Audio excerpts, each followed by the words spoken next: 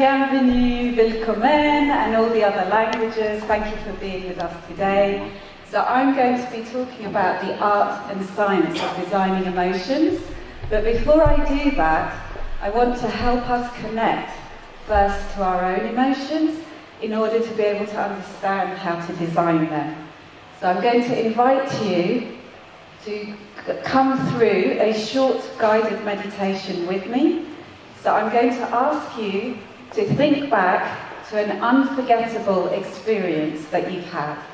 So this could be something you've had recently, it could be an experience you've been through in the last year, and it can also be an experience you've been through many, many years ago.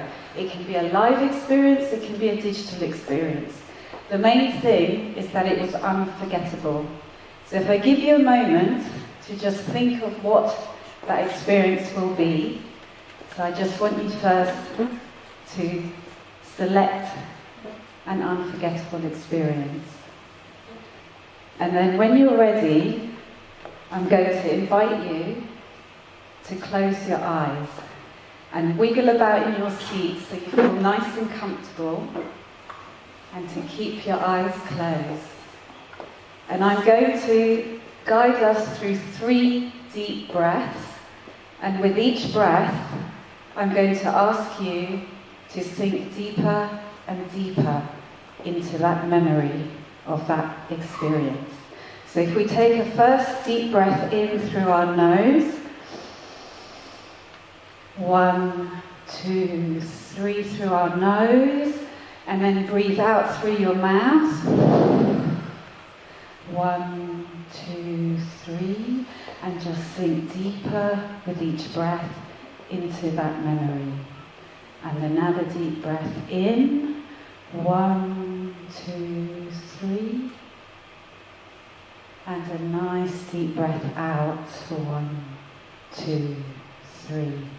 And a final deep breath in. 1, 2, 3.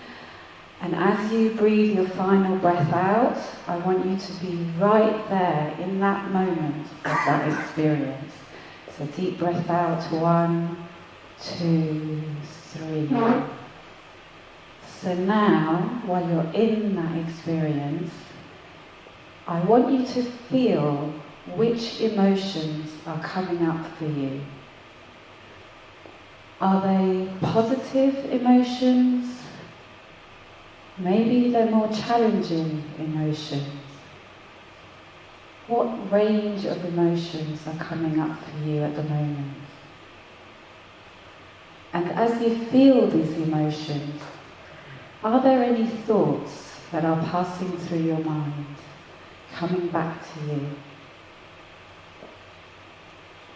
And as you feel these emotions and think these thoughts, are there any physical sensations taking place in your body? Is there a particular part of your body which is resonating with these emotions and thoughts? And now I'm going to guide us through a final 3 deep breaths, and with each breath I'm going to invite you to say goodbye to that memory of that experience, to come back to the present. So if we take the first deep breath in, 1, 2, 3, and a deep breath out, 1, 2, 3, and then another deep breath in, and say goodbye to those emotions and those thoughts, 1, 2, 3. And then the final deep breath to bring you back to the present here with us all together. 1, 2, 3. And when you're ready, you can slowly open your eyes. So thank you everybody for connecting with your emotions, the thoughts and the physical sensations you have. And in the wise words of Maya Angelou, the late great inimitable woman, she said, "I have learnt that people will forget what you have said. People will forget what you do, but people will never forget how you made them feel. And as experienced designers, what we are trying to do is create emotionally charged experiences that people will never forget. So if we go back through the mists of time, before Maya Angelou, there was this great chap called René Descartes. And he came up with this famous quote, "I think, therefore I am," which has led us to believe that humans as a species are primarily driven by thought, who happen to also have some emotions. Now, I hate to break the bubble of René, but I actually disagree with this. And after 15 years producing experiences and observing my audiences and working with scientists and researchers, we now consider this differently. And in actual fact, it's the other way round. Humans as a species are highly emotional, who happen to also think. So I like to say this phrase as, "I feel, therefore I am." So if we want to design emotionally charged experiences, it's very useful to know where emotions sit in the brain. So I'm going to invite you to feel the front part of your brain. So just feel the front part of your head over here. And this front part here is known as the frontal cortex. So what's interesting about the frontal cortex is data and information-driven information that comes in goes straight in front to our frontal cortex. So data and factual and conscious thought is processed in our frontal cortex. However, emotionally charged information doesn't do that, and this is where it gets interesting for us. So the emotionally rich information completely bypasses the frontal cortex, the conscious part of our brain processing mechanism. Instead, it goes straight into our amygdala, which is at the back of our head and inside the middle of our brain. And we have no control over this. Emotionally charged experiences go straight to our amygdala. And once it goes to the amygdala, it sparks off memories to be formed in the hippocampus. So the amygdala and the hippocampus live very close together and they have a symbiotic relationship. So it's very useful to know that whether we're designing for the data-rich information that's only going to the conscious part of our brain, or if we're designing emotionally charged to go to the amygdala and the hippocampus. So neuroscientists have also realised this as well. You don't have to believe me, you can believe the science. So Daniel Kahneman, a well-known psychologist, describes the brain as an operating system. And he has developed research that has shown that the brain operates and thinks and makes decisions and behaves according to two systems, System 1 and 2. And System 1 is up to 95% driving our decisions and behaviours through the unconscious parts of our brain, which is where our emotions sit. And actually, only 5% is the rational, logical, conscious part of our brain. So if we're designing experiences, why design for the 5%? Well, we can be designing for the 95%. I know which side I want to be on. So if we're designing these experiences, it's very useful to know the difference between what an event is, what an experience is, and what transformation is. These are words that are used a lot and mixed up quite a lot. So I've developed a model to help simplify and clarify this. So an event is when you have external tools that take place outside of us, and we're either observing or just passing through them, and they usually take place over a relatively short amount of time. So while it's going on the outside, this is just an event. However, if we want the event to become an experience, then what happens is the external elements enter internally within us. And that alchemical reaction and internal changes that it causes is the moment that an event has become an experience. An experience is an internal reaction and change within us and our audiences. And then, if we've been effective in designing that experience, when the audience has left the experience, if they continue to change, then what's happening is they are going through transformation. Transformation is what takes place long after the experience itself. Now, I'm going to zoom into experience so we can look a bit closer at these internal changes. So there are 3 types of internal changes we can design for. We can design to change the emotions of our audience, we can design to change the way they think and shift their perspectives, and we can also design to change their behaviour. However, as many of us know today, changing behaviour is the hardest thing to do. So I've created a handy little tool called the Experience Change Equation. So if you want to change behaviour, what I recommend is don't start by trying to change behaviour.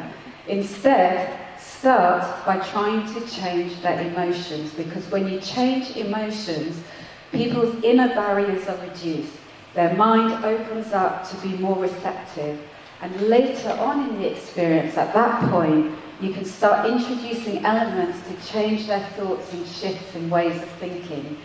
If you effectively change their emotions and their thoughts, a natural outcome is changes in behaviour. Now, the length of time that behaviour will last depends on the quality and depth that you've designed your emotions and thoughts. So in fact, to change behaviour, I recommend emotions and thoughts first.